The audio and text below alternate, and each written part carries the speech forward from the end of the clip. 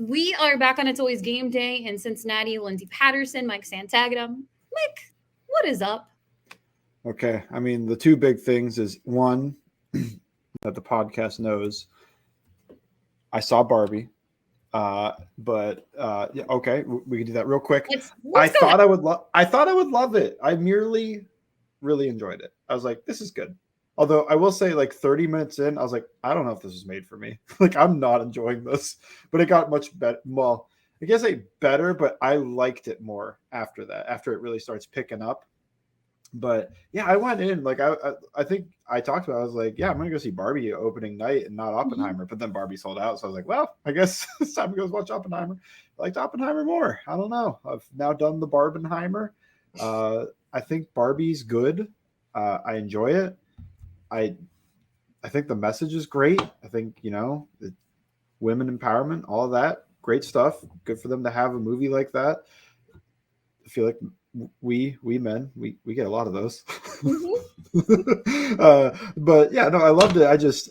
Some of the humor didn't really hit for me, and then I don't know, there's just parts where I was just kind of like, you could have just not done this or whatever. But it was good. I recommend seeing it. If I had the knowledge of how I feel about both, I would do that again, where I went and saw Oppenheimer first. But also I went to Cedar Point yesterday. Been busy. You are really, really busy. I mean, I have to get it all in, right? Like, this ends in like 2 weeks. What do you mean it all ends in 2 weeks? Well, I just mean every Sunday is not taken for. Oh, I was like, what? 2 weeks. What are you talking about? Is the world ending? What's going on? Yeah, the world's ending. Football starts. What's going on? Preseason football starts. It's like my first time. Well, I said it the other day. I said it's the first time in a long time. Normally, when we get into August, I'm like, all right, let's go. Let's get these preseason games over. Let's get the football season. But right now, I'm just like, you know what? If August wants to chill, the longer August takes, the more time Joe Burrow has to get better. And that's where we're at right now. It's kind of crazy because it feels good to talk about the Barbie movie to start the podcast, because last week, the last time we recorded, we didn't really know what the final injury report for Joe Burrow was going to be. A lot of unknowns. Actually, after we finished recording, there was a report from ESPN that it was a confirmed calf strain, like soon as we hit stop recording. So a lot has happened, and maybe not a whole lot has happened when it comes to the Joe Burrow updates. But anytime reporters are in the locker room, Joe Burrow's in there. Whenever they get a chance to ask Zach Taylor, they're going to ask him. So a little bit of recap since last Thursday when we recorded this podcast. Zach Taylor talked to the media, and he told them at Friday's practice that it was going to be several weeks that Joe Burrow would be out. And I think a lot of people were really concerned what several weeks meant. I Googled several. I think other people had different. I was like, you know what? Is that a few? Several to me would be like 5. Okay. I'm in the 4 to 5.5. It's like, it's more than a couple, but it's not many. A couple's 2, a few it's 3 to 4, and then for me, several is like 5 plus, but nothing crazy that you would say a lot. So here's the thing about Zach Taylor. I think he's learned a lot. I think he's learned a lot from his first year as a head coach, the AJ Green injury. I remember the Cordy Glenn stuff that was happening. He's really good at just being like, I'm not going to tell you a whole lot of what's going on. And if I'm Zach Taylor, I am being extra conservative with my franchise quarterback. And I'm not going to be out here telling you, he'll be back, maybe 10 days. It's really nobody's. Zach and the people behind the scene, the coaching staff, Joe Burrow, the only people that really need to know. We have really no business of knowing. I know a lot of fans are like, why doesn't Zach just tell us? I mean, I wouldn't. I think handling it as, hey, it could be several weeks, and maybe it will be several weeks. We just don't know. We don't have the MRI or anything like that. But it honestly feels, and I'll get your vibe for it, from where we were last Thursday when that happened to where we are when we're recording on a Tuesday evening. I know the beat writers were in the locker room on Monday, and then another one, Channel 5 photographer today, noticed Joe Burrow's in there 2 days in a row when they're doing media. And Joe doesn't like to be around not to be around the media, but he doesn't, he's not going to be in there for no reason at all. He was talking to his teammates after they got back from practice, moving around. He just had the calf compression brace on. And a lot of the reporters said no limp, walking around the locker room from one locker to the other, the offensive line side to the other end. It's about 40 or 42 steps. I think Paul Dehner was the one that tweeted that out, and nothing out of the ordinary for Joe Burrow. So, any thoughts on what they have observed so far? Yeah, I mean, it's hard to put too much stock into it, but like we were saying last week, the only optimistic part of it was just like listen to how everybody's talking, and how not Burrow, but people that talked to Burrow were kind of talking. It didn't sound. It just feels like if it was something serious, there would be more gloom to how everybody was talking. Because I mean, that's a season. If it was something serious, that's going to bleed and like more than half the season. That is the season. Mm-hmm. So I know you signed Trevor Siemian. You hope that he can win you a couple more games than Brandon Allen would have, but Trevor Siemian leading this Bengals squad isn't really gonna. They'll probably be fine. I don't know. That 08 Bengals squad was decent, but yeah. Ryan Fitzpatrick at the helm made them go like 2-14, 2-13-1, something around there. I know there's a tie because Donovan McNabb, famous game, 2008, they tied, and he didn't know that you could tie. I remember that press conference. Yeah, I mean, we just don't know a whole lot. I think, the most important thing is you're going to talk to people who have been around this injury, or, the Bengals, they're not going to tell you a whole lot, and that is totally fine. And I would treat it extra conservative. So one of the things that I said to people right away when this injury happened, look, you have to listen to doctors. Don't listen to Twitter. Because a lot of people are like, oh, I had that injury. I know exactly what it is. It's this, it's that. We don't know. So one of the Twitter doctors that I actually follow, he's a really, really good account. He's Deepak Chona, MD. He's over at Sports Med Analytics. And he couldn't be on with us tonight, but he's going to be on when Joe Burrow does return to the field. And it was about a 3.5 clip that he sent me. And I wanted to go ahead and just kind of go over some of the things that he said. And I thought he really made a great point from it.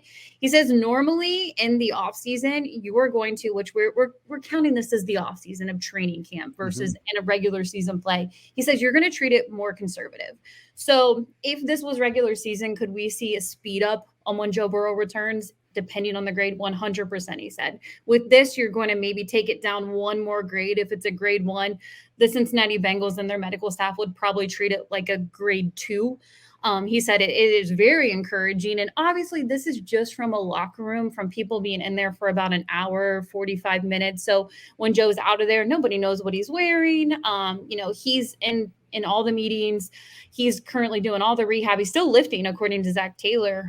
He mentioned that in his Tuesday press conference. We don't know what that looks like when it comes to still getting his workouts in, but they're going to be conservative with it. But he said, you should feel encouraged by if he's walking without a limp, because normally grade 2, you're still in a boot for a couple weeks. And as of now, the last 2 days that he's actually been in there, when media has been around, he has only been in the compression sleeve, the one that a lot of people saw him in at the beginning of the practice last Thursday. So he felt like that timeline was pretty good. As I mentioned before, grade 2, you're just going to be in that boot a little bit longer. And one of the things that I asked him when he was coming up with some of his points, I said, what's the lingering issue? What's the biggest part of this? And the Bengals having time is extremely important. A lot of people last week, when you heard several weeks, 6 weeks didn't feel like a lot of time because you don't want to throw Joe Burrow out there when he's going to have to go against Myles Garrett and maybe only get a couple practices in. It really kind of feels like he's going to be on like that similar timeline. And obviously we'll hear more in the next 2 to 3 weeks when he's back out there, when he was coming back from the appendix last year. But that's a whole different situation because Joe lost, I want to say, people 20 to 25 pounds. And you're having to build that up in a 2-week period of time. And obviously it felt like we noticed that early on in the Steelers game in regular season. We don't know what that's going to look like, but I think the biggest thing is what he said. You want this to heal. You want this to fully heal. And if it fully heals, he said, running, being mobile out there, it won't affect his play if it's fully healed by the time he goes out there. So his biggest takeaway is you're just going to treat this more conservative if you're Joe Burrow. And he was actually really impressed with the fact that, he was just in his brace when, people did see him and there was no limp. So he kind of feels like with just that little bit of detail that this is more of a grade 1 for Joe Burrow. And I know there were other reporters out there for Channel 5. They talked to Tim Kremchek, who is A lot of people know him around the Cincinnati area, and what he had said is he had heard that that was actually a grade 1 for Joe Burrow, but no other confirmed reports. And this is what this guy, as I mentioned before, Deepak Chona, MD Sports Meta Analytics, feels like it's more of a grade 1 for Joe Burrow, but we just don't really know a lot of the details, so we can't confirm or deny. Yeah. You've got, I want to say you've got an idea that it could be a lot of the evidence suggests it's a grade 1. Maybe it's a grade 2 and Burrow's just trying to, look, tough it out and just like not look weak in front of, like can't have the general looking weak in front of the troops type thing. But yeah, I think you could look at this. It's probably a grade 1, like you were saying. If it was in season, it's, it wouldn't be that much time, but you might see a little bit more time because as you were saying, I mean, a lot of it is what you said, but as you're saying, you're going to treat it like a grade 2. So you're going to let him really rest, recover, make sure he's 100%. The biggest thing that happens with these soft tissue injuries is a guy will force himself to come back, and then just you're playing the entire season at 90% or somewhere around there instead of being able to play at 100% at the start of the year. That I think would be your biggest thing, and it's just why that's okay. This happens in training camp. Stinks that he won't get a training camp this year, but he shouldn't lose 25 pounds from this. Why not? I think he could still eat. There's nothing affecting his appetite or his ability to lift with his upper body for the most part. Don't want him to drive and use his legs at all, but drive in weightlifting terms. I'm sure you can. I'm sure you can drive with a calf strain car, but I don't know why I just thought of it because I said drive. But yeah, I don't know. It shouldn't have too much of an effect on the season. I think is how we can look at this.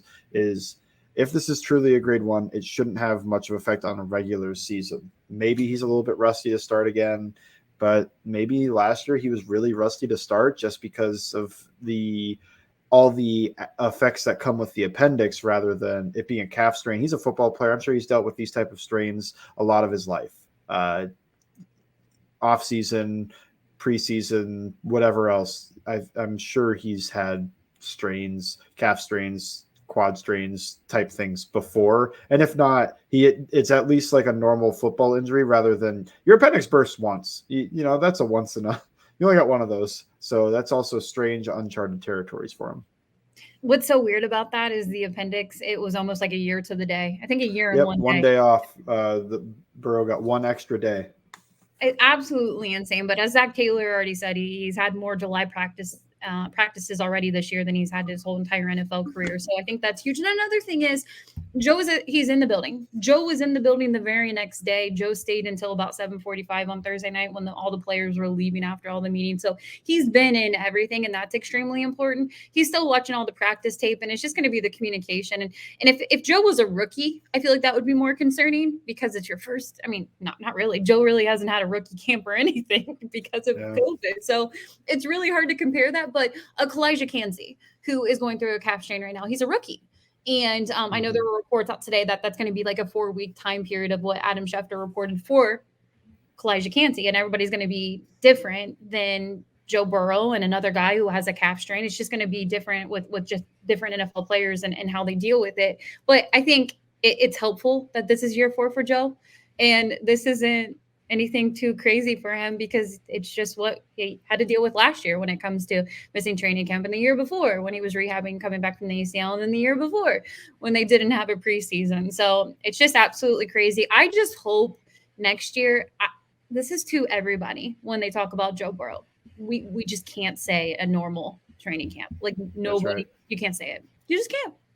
Not until September, not until the season has started. Yeah, camp is over. Maybe like August 15th, we're getting around there. The preseason games are on the books, and you can mention it. I think I'm still not saying it then. Well, I saw it on Twitter today, and somebody goes, "Well, maybe he can be ready to play in preseason games." Like, nope, off the table. Joe should not play. Yeah, in preseason games. I mean that was an uphill battle in the first place, though, right? Because Zach doesn't want him to. He wants to. Zach doesn't want him to. Zach doesn't.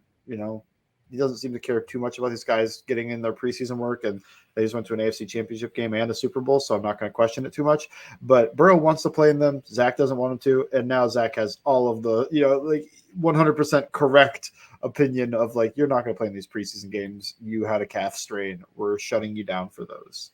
Yeah, 100%. But yeah, everything feels encouraging. But obviously, look, I would be shocked if Joe's out there in 2 weeks. If he is, then great. And he's 100%. They know better than we do. They're around Joe.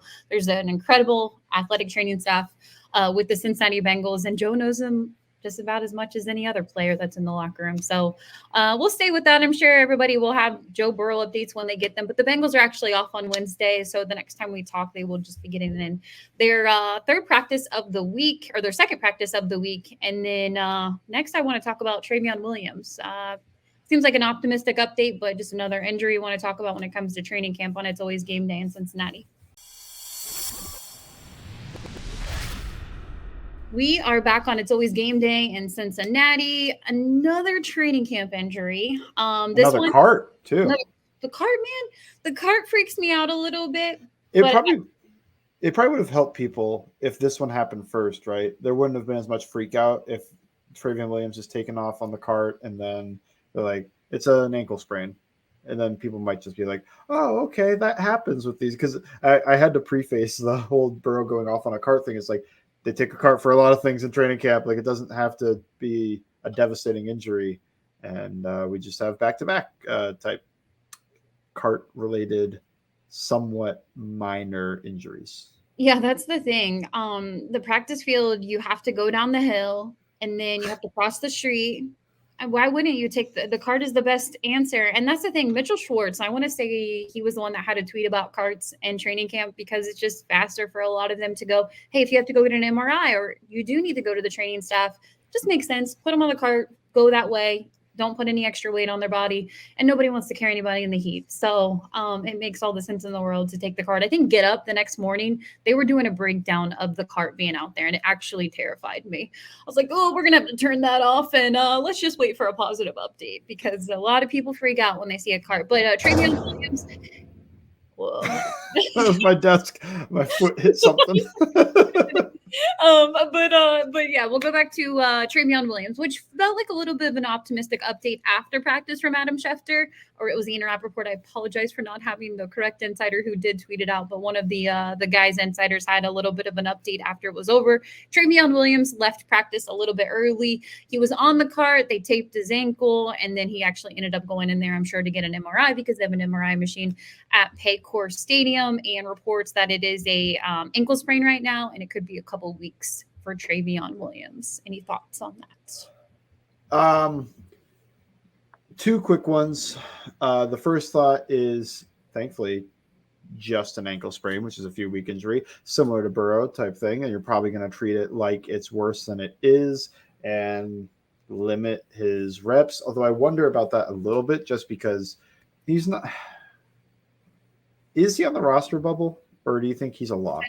I think he's a lock because I think he could be a special teams guy too. Yeah, I think so too. So I don't think he's a roster battle type person per se, but he is fighting for a job. He's fighting for the third down running back job, or just to get more carries. The better they look, the more carries he'll get in preseason. So I mean, I think he'll play in the preseason if I had to guess. It's an ankle sprain. The other thought of this is, man, how fragile the feeling of third down running back where you're just giving it to Trayveon Williams, who's never done it in the first place at the NFL level. And then he goes down and it's like, well, what else do we have for that spot? Evans. Okay, yeah. And if they really believed in Chris Evans, he would have done it by now. I'm joking. But no, I get it. I do think there's a lot of people still have that opinion. It's just like, if it was Chris Evans, I think we would have seen it. I think they were begging for somebody to take that role before, and they did not go to him. No. So at this point, it's going to be 2 weeks, which I feel like is optimistic news. Anytime it's a leg injury, and I always think of the worst. I'm like, oh no, it's an ACL. Oh no, it's going to be this. Oh, it's going to be season ending, or it's going to be multiple weeks. Right now, it feels encouraging for it to be an ankle sprain. Hopefully Trayveon can get back out there because it is important to get these training camp reps. And now we're going to see a little more just of Chase Brown. I would say, and obviously we know you're getting from Joe Mixon out there, and you will see more Chris Evans right now. You will. So if it is a 2-week thing, and you are the Cincinnati Bengals, and it's still you lose Samaje Perine to free agency. We still don't know what you're having in Chase Brown. He is a rookie. It feels fun, encouraging, exciting out of RB2. But still a lot of unknowns. Trayveon Williams, I felt like was going to be more of, like I've mentioned before, a special teams guy and still be the third running back in the room. I didn't think he was going to overtake Chase Brown, but hey, anything is possible if they feel confident in Trayveon Williams. If you're the Cincinnati Bengals and it is a 2-week situation, are you bringing anybody in for a camp body? No. Maybe. Not to me. I don't know. Camp body, maybe. But I don't think you make a move for anybody serious. Like, I would just guess that you bring in a camp body if you feel like you don't have enough guys to make everything work in practice, like scout team guys and second team and third team. And if guys are going to play too many snaps, maybe you want to bring in a camp body, just of that sort. But to me, I feel like they have a bunch of camp. I don't keep up to date on the guys that I am 80 to 90 to 100% sure are going to get cut and maybe make the practice squad, but maybe not. I don't keep too good of track of that, but I thought they had like 6 running backs in there. So it still feels like plenty, but maybe I'm wrong. I don't know. I don't think I'm bringing in a camp body for a 2-week thing. If it was all preseason, sure, I'd look at that. But to me, no. I think I would just go through whatever is going on. No, I agree. I think it's just more reps right now for guys like Chase Brown, and then obviously you'll have Joe Mixon out there, and they have plenty of other guys who can take those reps into training camp. And the thing is, training camp really kind of winds down towards the middle of August. I know it just started, but that's when it's kind of like fans aren't there anymore. It's kind of behind the scenes of what it looks like, and they get kind of into their practice mode, getting ready for regular season, and then they're winding down with preseason games. So, hopefully Trayveon Williams is good to go in a couple weeks out there, and maybe he'll get a 1 to 2 games in of preseason, but kind of leaning towards maybe the last game of the season. When it comes to the offensive side of the ball, we'll stay there. Let's go offensive line. Everybody, obviously, Jonah Williams is getting those right tackle reps, and he's not going to get all of them because a lot of people forget that he's still coming back from an injury. And Zach Taylor even mentioned that it's going to be a little bit of a cycle. You have Jackson Carman, you have Jonah Williams, and nobody said, hey, this is Jonah Williams' job. But I feel confident that Jonah Williams will more than likely be the right tackle going into the season. Out of any of the videos or training camp conversation, how do you feel about the right tackle spot right now?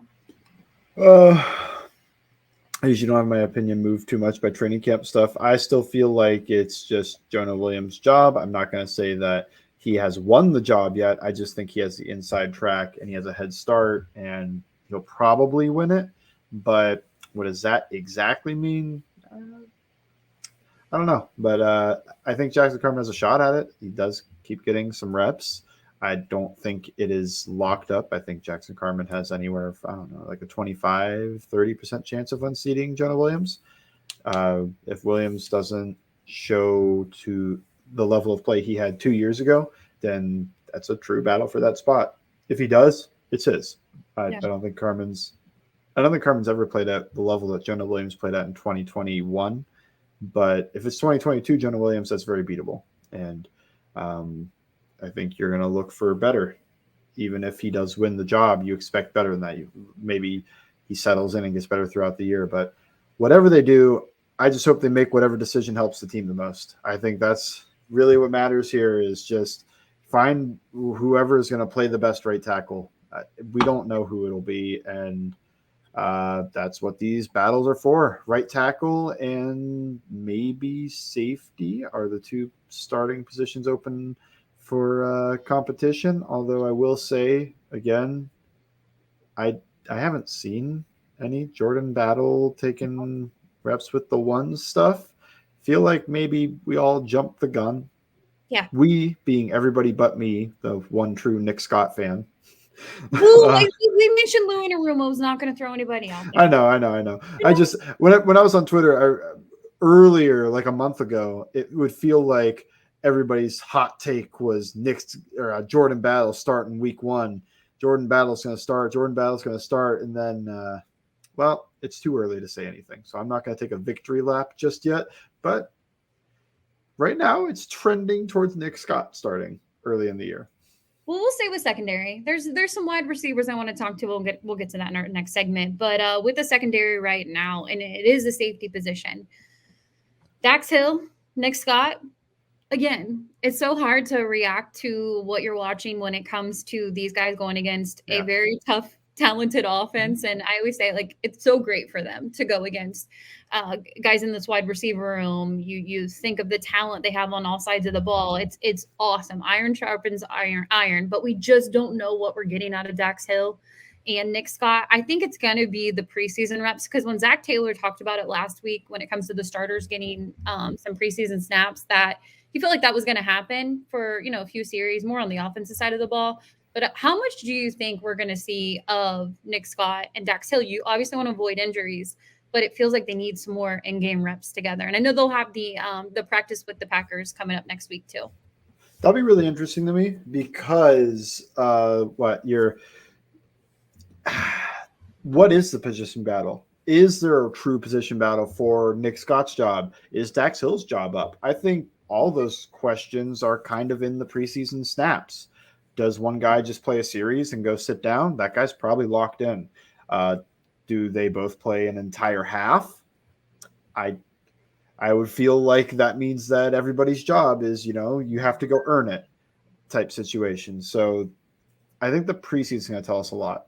I don't really make takes off of all the clips. I know. It's so hard, but this is the only thing we have. I know, but the one-on-ones, sometimes you're asking them to play it as if you have safety help, and sometimes you're being asked to play it as if you don't have safety help. But if you don't have safety help, does that mean that there's a blitz? And you really only had to cover them for like 2 seconds, not 2.5, 3, 4, 7 seconds that sometimes these guys get to run routes and run their triple moves that never happen in a game. But yeah, I just don't have too many takes. I guess that they haven't flashed that much, neither Hill or Scott, in clips. You also don't get to clip everything. They tell you, I think there's a reason you didn't see any 7-on-7, 11-on-11 stuff today. As, they'll close some of that so that it's not like the practice is being live fed like the entire thing. Yeah. Usually all you're going to get is cool catch. And on the other end of the catch is somebody, that is giving up the catch. But it's not even always based off of like, that was your job. We were playing essentially cover one in this scenario, and you had to cover that guy in this, blah, blah, blah. Sometimes, it's just, you were supposed to have help over the top, even though you got beat that way, you got beat to your help, but it's one-on-one. So we don't have that. I don't know. That's my whole, I think by now. I don't make takes off of trade. They're practice. It's practice. Could you imagine if in season we got practice clips and like we watch these guys play a bunch of regular season games, but then you see some Cam Taylor-Britt get mossed and you go, it's time to call up Jalen Davis. That's too many practices that he's gotten given up a catch. Well, I'm going to be completely honest with you. Here's the thing. Here's the difference, because training camp, you get to watch the whole practice, but at practice, like during regular season, we would only, like, media would be there for like 30, maybe 20 minutes of it. Oh, that's true. A lot of it's close. A lot of it's close. But it would pretty much just be stretching and like a few the very beginning. But at the same time, regular season practices are so boring. They do not go hard at all. I mean, and I'm glad they don't, because the season is already hard enough. But you're going through it. You're going through the motion. You're going to see more different players out there. Nobody's going to. It's more about like game planning, your specific opponent, all of that other stuff. But I just mean, if in the scenario that they were going real hard at practice, everything else, it would be. Nobody would care. Nobody would care. That's like, that guy's playing really good football in the games. We don't really care about the practice, but just because we're starved of content and like this is the only thing we've got, it turns into like, we have to analyze every practice clip You know, like what did he do right? What did he do wrong? I don't know. The coach will tell him. You know, I don't know what he's supposed to be playing in this situation. Or it's like when they do offensive line, defensive line. Here, offensive line guys and defensive line guys talk a lot about how like they're trying new techniques, they're trying new moves, they're trying other things. It's like this isn't just like I'm going to go out there, I'm going to beat them any way I can. Sometimes it's, hey, I've really been working on this swipe move and I want to get it right after that second foot lands. So I'm kind of pronouncing the second foot and then the swipe. And like, even if that's obvious to the offensive lineman, I want to get this timing down so that when I'm in a game, when I'm in the preseason, whenever I can execute this and win whenever we get into a third and long. Or it's just like sometimes the offensive lineman, it's like, I want to practice, you know, throwing out my outside hand in pass protection instead of two-hand punching or inside hand and using the outside hand as a guide type thing. You know, I just want to try to stab him right in the chest and the rep right there. And what does that mean? Well, if he gets that hand, I'm toast.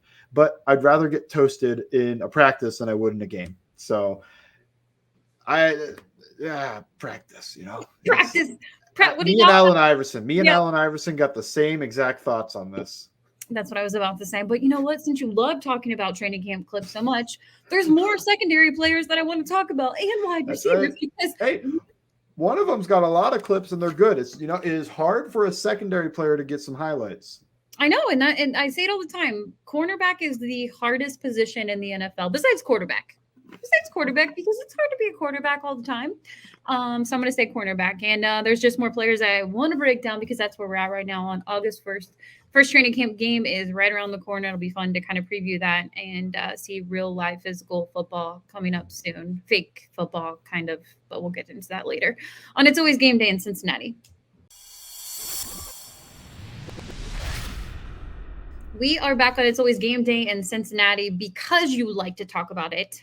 The clips, the video, the social media highlights that we're seeing out there, the Jamar Chase, Tyler Boyd, Charlie Jones, T. Higgins. It's been a lot of fun seeing some of those highlights on the offensive side of the ball. Offense feels like it's kind of starting out fast right now.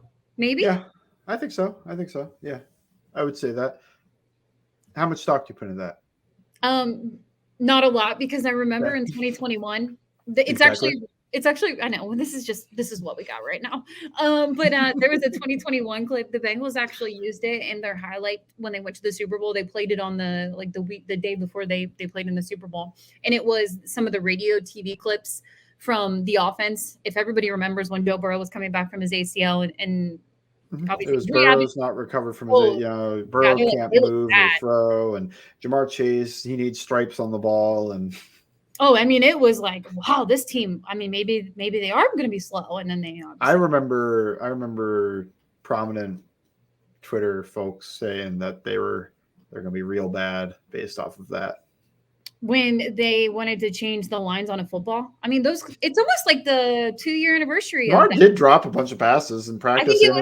He dropped like 4 out of his 7 targets in the preseason. I remember being like, whoa, but I was never at the point. I got concerned, but I was never at the whole, like, let's ring the alarm and like, this is it. Jamar's done. You know, he's not going to do anything his rookie year until he learns how to catch a football. I was just like, how do you drop that many? One of them was a screen. Could be the quarterback that was throwing him the ball in the preseason, but he dropped a screen from Burrow. But I just think it was I think he was just fooling us all. I think he was just like, you know what? He was just hustling, you know. He was on and wins rookie of the year. Like, what? He was doing the whole, you know, he had the pool stick. You go, which ball do I hit? And then it's like, you want to put $10 on it? And just boom, boom, boom, and start smacking them all in. Well, my favorite thing about that, they played the Minnesota Vikings and I promise I'll get to a point. But hey, it beats talking about clips from training camp. But it was week 1 of the Minnesota Vikings game. I was in line. I was like in a concession stand line at the time. And Joe during the game? Yeah, I mean, I was thirsty. I need to go get something. Probably needed a beer. But I was at the game. And that's the whole point of the guy walking. So you don't have to get out, right? They didn't have them. They did not have the beer guys. Oh, COVID. Maybe they did. I don't know. It was the year after COVID. I mean, it was that season, 2021. So I get up. I went to the concession stand. I think they were on defense at the time, and then they went back on offense. Joe throws it. They went back on offense because they clearly threw a touchdown, yes. No. Joe, when I was in line, Joe threw, because everybody was still feeling that Jamar Chase, like, oh, what's it going to look like his rookie year? Because they still had those preseason vibes of not catching a football. And Joe just throws it to Jamar, and Jamar scores the touchdown, does the gritty. Everybody remembers that. And strangers in line are like, he caught the ball. That was a touchdown. It was unbelievable. So, that was the start of obviously a special run for Jamar Chase. And, he's been really fun to watch so far in camp. And I think that this is good. Yes, there are just clips and highlights of what we're going to see. I know the Bengals had a really big, they have it every Saturday of training camp where everybody can go to Paycor Stadium. I want to say 35,000 people showed up to that, which is really cool. They only have a certain amount of numbers because you have staff and all of that. So they couldn't really sell out the stadium. But, those clips of Jamar actually clipped one on his social media of DJ Ivy, giving him credit of what he was able to do and kind of hang with those guys in the cornerback room. So let's go to the cornerbacks right now. DJ Ivy, who I was intrigued with that pick when they picked him late in the draft, their last pick in the draft. And you go to DJ Turner, who I know a lot of people are like, oh, okay, we'll see what he does. Maybe he's more of year 2 in the NFL for DJ Turner, or what does he look like for Lou if Cheeto is back out there and Cam Taylor-Britt for week 1. But any thoughts on DJ Turner and DJ Ivy right now? Man, I thought with the training camp clips we were going to Cam Taylor-Britt, but I assume we'll get there. We will go to Cam. We'll get there. Not yet. DJ Ivy, it's how much of an uphill battle do you think it is for him to make the roster? Because there are a lot of corners, but I don't think that somebody like a Jalen Davis, their roster spot is locked. I don't think Sidney Jones has a locked roster spot. I think Alan George's not a locked roster spot, even though if these guys have been normally projected by analysts and everybody else to make the team. DJ Ivy was a draft pick, so that already gives him a leg up over undrafted guys. Does he have the makeup to play special teams, and does he show enough? And if he's getting credit from Jamar Chase and everybody else, Jamar Chase knows a lot more about wide receiver cornerback battles than we would. So, maybe he's doing some good work. It's going to be a lot of the preseason. I feel like training camp does play a part in all of this, but I also feel like for these battles, the preseason is really, to me, I think, where guys will make their name. Guys will make the team or miss the team based off of how those go. So, yeah, I'm interested to watch DJ Ivy. DJ Turner, yeah, I'm in the camp that this is probably like mostly a next year thing, especially with the way it looks like with Cheeto's health, where he seemed ready to play week 1. So, yeah, DJ Turner, liked him a lot coming out. I think it was a good pick. I also think it's kind of like you put him into the freezer, and that's next year. Yeah. Barring injury. No, I 100% agree with that. And you hope that happens. I hope that Cheeto is the cornerback, and Cheeto and Cam Taylor-Britt are the cornerbacks at the end of the season. Hopefully it's a long season. It's into the postseason or even another Super Bowl trip. But you want that. And it's been really impressive with Cheeto being out there. And I know they're going to be conservative with him. They're not going to throw him out there if he isn't ready. And it feels like he is ready, especially when they took him off the pup so early. We'll go to Cam Taylor-Britt. Year 2, Cam Taylor, training camp. What are your thoughts? Yeah, he seems to always be in position in all those clips, even if he does give up the catch. And it feels like him and Chase have a lot of good battles. I think that's nice.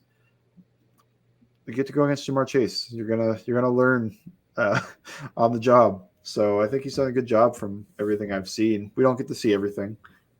Some people do. They're at the training camps, but also even those people, when they're doing all those wide receiver drills, I fully assume that defensive line, offensive line are going and doing something else. It's not. Yeah, so individual time is usually you got to pick which one you're going to watch. So even guys that are there probably don't get to see absolutely everything that happens on the practice. But it just feels like Cam Taylor-Britt's doing a great job. Yeah, and I feel like that's plenty on the secondary. I feel like we hit plenty on there. We'll go to flip on the wide receiver side. And I actually don't want to talk about the wide receiver right now. I want to talk about Trey Walters. There were a couple of clips that I saw on Twitter and social media, and I felt like this, and we actually talked about it. There was a chance that he was going to go to the Houston Texans. I know he had an interview to be the OC there, and I still feel like he's extremely talented. Yes, when you get to coach Tyler Boyd, T. Higgins, Jamar Chase, that is absolutely huge. but you still have two of these rookie wide receivers who you're watching him work with at camp. And I just feel like it's absolutely incredible and huge to have a guy like Troy Walters on this coaching staff right now when it comes to this wide receiver room as a whole. Troy Walters, I think, has a strong case to be the most important positional coach for the Bengals. I think when you look at the difference between Jamar Chase in college to where he was year one, and then the leap he made from year one to year two, and you look at T. Higgins and where he was year one, and you look at where he was in year two and year three, and you look at a guy like Trent Irwin, who was kind of, a roster flyer everywhere he's been, and then he steps in and he does a great job. I think you got to look at that wide receiver coach seems to be doing a lot of good work, right? I think there's a strong case he's been the best of the position coaches just in terms of development of the position. And yeah, I think it's a blessing that he was not picked to be the offensive coordinator for, I think it was the Houston Texans Buccaneers. No, it was right? Houston it was Texans. Oh, Buccaneers was quarterback coach. Yep. Okay. I knew they were both after the Bengals guys, but yeah, blessing he wasn't picked for the Houston Texans coordinator position because he would be fully in the right to accept that position. Selfishly, I'm glad of that. Unselfishly, I'm not, because, I want him to do well. And I feel like it's hard for non-quarterback coaches to get offensive coordinator jobs. It feels like the pipeline is very, very clearly quarterback coach to offensive coordinator to head coach. That just seems to be nothing's easy, but that's the path of least resistance to become a head coach. And if that's what Troy Walters wants to do, he probably does have to become an offensive coordinator. He's still young. Wide receiver coach, probably your second most common one to be made to an offensive coordinator. They're not really doing it with running back coaches. And I feel like offensive line coaches are their own breed of, they don't really care a lot of the time. And then tight end coach, that's sure. Dan Campbell was one. That's wild to me. That Dan Campbell, if you would have told me, and I should. He was an NFL tight end too. I would have said that Dan Campbell was a defensive Oh, he's definitely got those vibes. He's definitely got those vibes. I mean, he's out there doing push-ups. I mean, he's more of a defensive vibe for me, which is very shocking and surprising that he was. But yeah, no, I think it's absolutely huge. Look, it truly feels like this is the last year that all of these position coaches are going to be together. It is incredible that Zach Taylor has, I know there's been a little bit of change with some of the positional coaches, but overall to have this going into a very talented roster on both sides of the ball. I know a lot of people have concerns. They'll always have them about the offensive line. I feel like it was better the majority of the season last year, and I do feel like Orlando Brown is an upgrade at left tackle. Cordell Bolson is my breakout player for year two. So, the safety position is still going to be one that you're looking at and pointing eyes and just seeing, hey, how is this going to work? Because, yeah, it's hard to replace guys like Von Bell and just Jesse Bates. But overall, I feel like we're just going to – I don't really know what to expect. I know we'll have, season predictions, what this team's going to do, how we feel like they're going to do in the AFC North, which I still feel like, and maybe it's a hot take and there's a lot of bias, I feel like it's the best division in football. I truly do. I know you can look at the AFC East and just say, look at all the talent. Look at Aaron Rodgers. Look at the Buffalo Bills, who I still think is going to win the AFC East. And then you have the Miami Dolphins, depending on if Tua is healthy. But overall, it's kind of fun to see some of these camp battles. I know it's all we have, but we're starving for football content right now. And I think we're just like, okay, we'll take it. Jamar Chase made a catch. T. Higgins almost had the catch of camp today, but he dropped it and it looked, incredible. That's another thing out there. T's out here battling. It's kind of refreshing and fun not to talk about what's happening behind the scene on the business side when it comes to contracts, because it's still very tight-lipped when it comes to Joe Burrow and what's happening with that contract. I feel like if I was at camp, I would be so nervous every time one of these wide receivers jumped up to make one of those catches. Just the flashbacks to AJ Green doing that, and then, season's gone. There's a reason they don't go to Dayton anymore. That Dayton. That's true. It wasn't just the jumping up that was the problem with Dayton. He's like, oh, we will not be coming back here. But yeah, it's crazy. I'm the same way with you. Every single time they make a catch or they do, Tyler Boyd has made a couple where I'm like, Tyler, get back up. get back up. Don't make it like that. Just be careful. And, it's just take it easy. And I'm actually looking forward to them having Wednesday off. It's kind of nice to be like, okay, everything's going smoothly, get a rest day. And then you get back to the practice field on Thursday. And as I mentioned before, the Green Bay Packers will be in town the following week. And then the first preseason game, the only home preseason game at Paycor Stadium, will be next Friday. But we'll have double mailbag day for Thursday's pod. And then anything from Thursday's practice that we can talk about, maybe a Joe Burrow positive update, hopefully. But it seems kind of more on the optimistic side from where we were almost a week ago when we were recording this podcast. But any other final thoughts? No. Packers, most exciting matchup, probably Jair and Jamar. 100%. I don't know if I can think of too much else. Yeah. There's Elgton Jenkins against DJ Reader. I don't think they'll go off that often. Oh, David Bakhtiari against Trey Hendrickson. I don't think anything will beat last year with the helmets. Which Packers most likely to hold 2 Bengals helmets and try to fight everybody? I mean, I don't even know half the Packers anymore. I'm gonna be completely honest with you. They have they have 15 tight ends, I think. Probably one of them. Maybe they'll leave one in Cincinnati. I don't know, but no, I'm still on the Irv Smith train. I'm excited about him, and I know he moves well. I'm glad everybody's finally seeing it, because I remember when I said he moves well. It was probably just a minority that was kind of loud, but started posting this RAS score. It's like, dude, throw that out. He's 4 years into his NFL career. Like, let's stop posting his combine numbers. That's so dumb. It's just like the Wonderlic exam. None of it really matters. I don't know. Maybe it does. Maybe there's more people that can tell me, yes, all that stuff really does matter when it comes to their NFL play. But can you catch a football? To me, I just think, like, you see this guy move. You're going to watch him with your eyeballs move a certain way, but because the number's red, you say, no, he can't move. He doesn't move well. That's Drew Sample's green. He's got a green RAS, guys. But you know what? The Patriots wanted him, so Cincinnati had to take him. That's right. Then here we are. Maybe it's a blocking year for Drew Sample. I'm excited about it. Breakout year. But that's all we have right now. It is August 1st. August is finally here. We are almost a month away from the NFL regular season. But we'll have more from camp as the Cincinnati Bengals get back on Thursday. Make sure you send your questions for double mailbag on Thursday. Thank you, as always, for listening to It's Always Game Day in Cincinnati.